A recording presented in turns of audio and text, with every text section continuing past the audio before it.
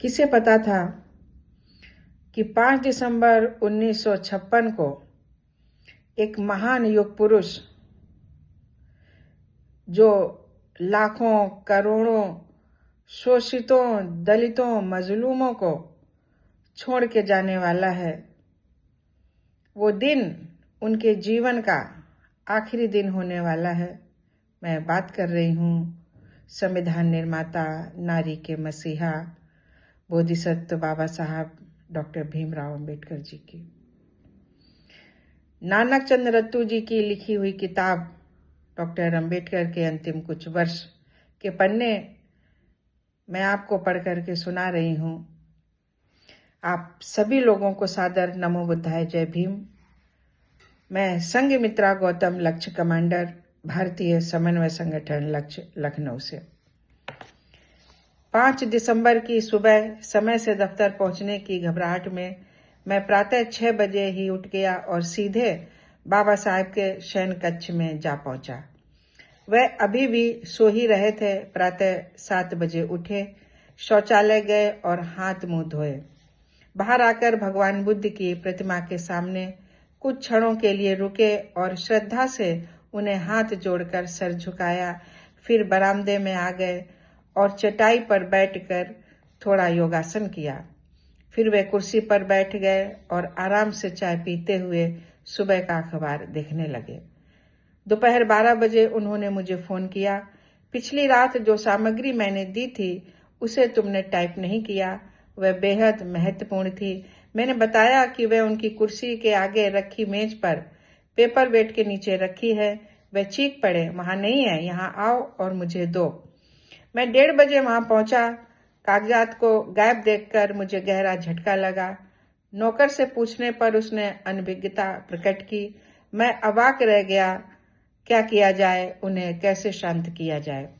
आश्चर्यजनक हुआ जब श्रीमती सविता अम्बेडकर ने चुपचाप कागजात मेरे आगे रख दिए और कहा कि जिज्ञासावश उन्होंने उठा लिए थे कि देखें उन्होंने क्या लिखा है। जब मैंने बाबा साहब को बताया कि कागजात मिल गए हैं तो वे चिल्ला पड़े, मेरी मेज से किसने उन्हें हटाया? कितनी बार मैं कह चुका हूं कि मेरी मेज के पास कोई न जाए। मैंने विनम्रता से बताया कि मेज साफ करते समय नौकर ने अनजाने में उन्हें अलग रख दिया था। अगर मैं सच्ची बात बता देता तो वे क्रोधित हो उठते और श्रीमती सविता की तगड़ी खबर लेते, जैसे कि पहले भी कई बार हो चुका था। अंतिम हंसी। उन्होंने मुझसे लॉन में कुछ रखने को कहा। वे धूप में बैठकर आराम करना चाहते थे। इधर कुछ दिनों से कठोर परिश्रम करने के कारण वे थके मांदे और कमजोर महसूस कर रहे थे। बाहर आकर वे कुर्सी पर बैठ गए और पायदान पर अपने पांव फैला दिए। उन्होंने चाय पी और मुझसे पूछा कि तुम्हें दफ्तर से यहाँ तक आने में कितना समय लगता है। उन्होंने कहा कि अफसोस है कि कागजों को ढूंढने के लिए तुम्हें इतनी दूर दौड़ना पड़ा। उसी समय बाहर शोरगुल मचा। बड़ी संख्या में उनके अनुयायी झंडे लेकर डॉक्टर अंबेडकर जिंदाबाद का नारा लगाते हुए मुख्य द्वार से घुसे। मैं उन्हें रोकने के लिए दौड़ा पर बाबा साहब ने कहा कि उन्हें आने दें। उन्होंने उन लोगों से कुछ समय बाद बातचीत की। वे सब अपने आगमन व अपने मुक्तिदाता से मुलाकात हो जाने पर बहुत खुश थे। बाबा साहब जिंदाबाद का नारा लगाते हुए चले गए। ठीक उसके बाद उनकी पालतू कुतिया मोहिनी दौड़ती हुई आई, एक चक्कर लगाया, बगल की कुर्सी पर बैठी और फिर बाबा साहब की गोद में जाकर बैठ गई। वे कुछ समय तक उसे सहलाते रहे। थोड़ी देर बाद दलित वर्ग संघ दिल्ली के अध्यक्ष भगत अमीन चंद आ गए। वह झक सफेद रंग का कढ़ाईदार कुर्ता, चूड़ीदार पाजामा, सदरी और गांधी टोपी में सजे संवरे करीब 6 फुट लंबे, सुगठित व मजबूत कदकाठी वाले व्यक्ति थे। उन्होंने आकर डॉक्टर अंबेडकर के चरण स्पर्श किए। एक क्षण खड़े रहे और फिर एक कुर्सी पर बैठ गए। बाबा साहब ने आने का कारण पूछा। उन्होंने कहा कि सर, मैं यहाँ आपके दर्शनार्थ और आपका आशीर्वाद लेने आया हूँ, कोई और काम नहीं है। बाबा साहब ने मुस्कुराते हुए कहा, आशीर्वाद तो तुम्हें पहले ही काफी मिल चुका है, अब और अधिक क्या देना है। तुम लोग बिना काम के यहाँ आ जाते हो और मेरा समय बर्बाद करते हो। तुम्हें कुछ और भी कहना है तो जल्दी कहो। भगत अमीन चंद मुस्कुराए और जवाब दिया, बाबा साहब, हम दलित लोग आपकी मेहनत, जीवन पर्यंत संघर्ष और त्याग का फल चख रहे हैं और हमेशा आपके ऋणी और आभारी रहेंगे। लेकिन सर, आप कांग्रेस, उसके नेताओं और नीतियों की जितनी आलोचना करते हैं और उन्हें गरियाते हैं, हमें उतना ही लाभ प्राप्त होता है। हम बस कुछ बयान जारी कर देते हैं और आपके खिलाफ कुछ कह देते हैं, इसके बाद तो हमें ढेर सारे लाभ मिलते हैं, हमारा और अधिक ध्यान रखा जाता है और देखभाल होती है। छद्म वेश में वरदान, सभी लाभ, बेहतर सौदेबाजी, आराम और मजे, सब कुछ अपने आप प्रचुर मात्रा में मिल जाता है, हमें कहीं मांगने नहीं जाना पड़ता। सर, आपके आशीर्वाद से हमारे दिन बहुरे हैं, हम जीवन के हर क्षेत्र में आगे बढ़े हैं। हमारे प्रिय बाबा साहब को बहुत बहुत धन्यवाद।